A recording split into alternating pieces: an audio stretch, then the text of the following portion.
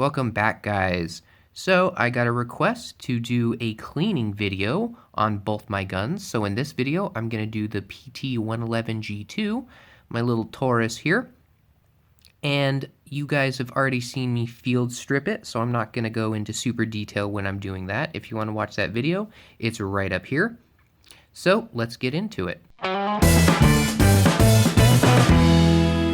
So here I have my cleaning supplies and something you should all probably have when you are cleaning your gun. So first things first, you got to have Q-tips. These are one of the most helpful, cheapest cleaning supplies you can possibly get. I have down here, you can't see it, but just a rag to use to clean up any kind of carbon that you have. An old toothbrush is definitely a great thing to have. That one's nice and clean. I just got it. And a dental pick set is something that I used a lot when I was in the Army on the ARs. I haven't needed to use it because I clean it very regularly and I don't use blank, so it's not a ton of carbon. But this is a really great thing to have if you do have a lot of carbon buildup. These dental picks definitely help. And a definite must-have I have here. This is for my guns, which are 9mm. This is a barrel cleaning kit, little snake, awesome thing to have. And I'll go ahead and show you guys how to use it, but that's one of the other things I have. And of course, some lubrication. I'll go ahead and link this down below along with everything else I have here in my little cleaning kit if you guys want to pick this up. So of course the first thing that you want to do is completely unload your weapon. So take out any ammo you have in here. Make sure there's nothing down the barrel, so you don't have any in here, especially for this one, because this one you actually do have to pull the trigger to get the slide off. So I'm going to set those off to the side, and I'm going to go ahead and disassemble this. And like I said, you guys can check out that video that I have for field stripping these.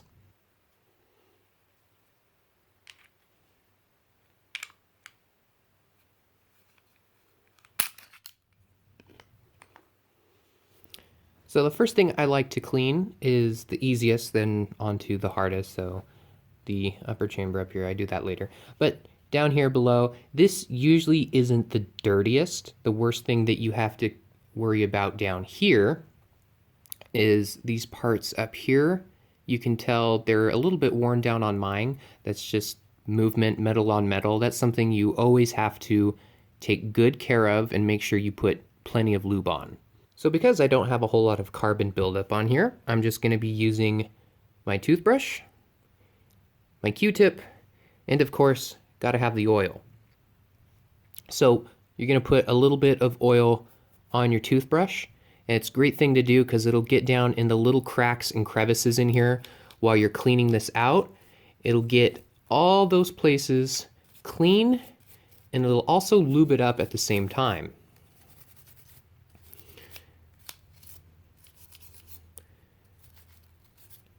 Now, I haven't shot this for a while, so you can obviously tell it's not very dirty. But it is always a good thing to have these clean so you're ready to fire at any time, because that's the point of having these. Now, up here, you really don't have to worry about. You just have to make sure that it's clean. There's no debris up in here where you put your clip, whatever you have going on. So as long as all of this is nice and clean throughout here, anything that you can't reach with the toothbrush, use your Q-tip in here, which I already have a little bit of the lubrication on there. Definitely make sure right up here where metal on metal contact is, anywhere that you start getting that difference in color there where the finish is coming off, that definitely needs to have some lubrication. And especially if you're in something I came across, if you are in a humid climate, these metal parts will actually start to rust if you don't lubricate them and have oil on them. Something that I did not like and was not fun to find out either. So something like down in here, make sure that's nice and clean, something that the toothbrush can't get to. And then once all of that is nice and clean, then I think I should move on. And a quick tip here, your Q-tip is going to get, obviously it's going to get gross when you're cleaning it, but that's what it looks like before, and that's what it looks like after. Use both sides and don't try to use as much of this as possible. Something you can do if you're on a really cheap budget is you can take that off and then keep going like this, but you don't want to have this cotton inside your firearm. That is not something that you want stuck in there. So change it out often so you don't have to deal with that. These things are really cheap. Like the whole box is like $1 at the dollar store if you want. So keep that in mind. Now we'll move on to the upper receiver portion. All right, so here's the upper. And we're gonna take all of this apart. All right, so next I'm gonna work on the upper portion. Wish I had some better lighting. It's too expensive. I use lamps. Anyway, same thing. I'm gonna start out with the toothbrush. Makes it very easy, especially in this area, to go over all of this, take out any kind of carbon deposits, and scrub anything else out. And if you do get a whole lot on the top of your toothbrush, it starts getting really gross, just clean it off. Go under a sink, make sure it's nice and clean, soap it up if you have to, but make sure it's nice and dry as much as you possibly can before coming in here, because you don't want moisture in here, you just want the oil. So make sure it's really dry, or if you have two on hand and you can clean them in between, if you did a really fun day down at the range, you can have another one on hand once one is clean, or multiple guns.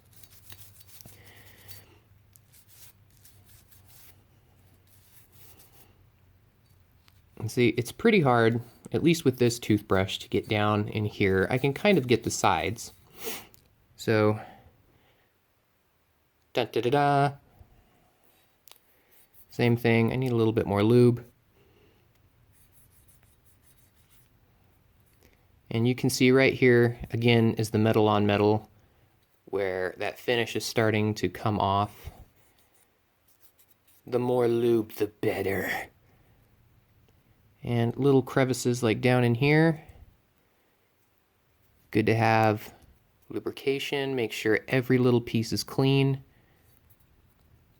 And then when we come up here, and this is an area that I couldn't reach with my toothbrush, so now I can come in here and get the sides really well, get all that crap off, and then you can turn it around and get down in here. Just different angles. Make sure everything that you see is clean when it is field stripped around all the inside. Now the outside you don't really need to clean unless you're in a really humid environment. Like I said before, I actually had rust on my other handgun start to come up on some of these areas, like right up in here. So just a light coating of oil, if you do have that issue, it'll completely get rid of that. And there are grooves right along the side here where the toothbrush is going into. That's definitely a place you want to focus on. Anywhere, I mean, definitely on this slide. You want this to keep going and to be nice and clean, and there's no gunk up there, so you can continue getting rounds down. Because if this thing gets gunked up, it's no fun at the range. Now for the spring, same thing. This is going to be pretty much just toothbrush, a little bit of oil on here, and you're going to go through and clean out any kind of speckles, specks of carbon, any crap that gets in the way. And this is what I do. I just go through, the toothbrush gets in between all of the coils, the small ones and the large ones, and then just rotate it and make sure you go through everything. And once you're done, it should be oiled and it should be nice and clean. Now the barrel is one of the most important parts. Most important. The outside of the barrel, make sure it's clean. It's not going to get that dirty, but nice and oiled up. So I've got a little bit of oil on here, especially down in here. But the inside of the barrel, that's where it matters. Now, like I said, I haven't shot for a while, so mine isn't super dirty and it's not super clean. But this is what you're going to do. The best thing to do is look up towards a light, but I'm on a camera right now. So look up towards a light so you can see this. And you're going to be able to see little specks, little chunks of carbon and whatnot that gets stuck in your barrel. And the best way to do this is to get your snake. So something you definitely need to know is when buying a snake, make sure that you have one that is the same caliber as the one that you have. Mine is specifically meant for 9mm, so if you get a smaller one, it's not going to clean very well, and if it's too big, it's going to get stuck in your barrel. So don't have that happen to you. So here's the barrel. For mine, one end is a little weighted end that you put through. It falls through the other side, and you just push it through until you get to this portion. And you can see up here, it's got some wired edges, which is going to scrub the inside, and this cloth portion is going to lightly scrub the inside. So that light portion, and now we have two different ones that is going to scrub the inside. And then we'll come up to the top. This got a little handle. So you're going to come up to the top and then go right back down.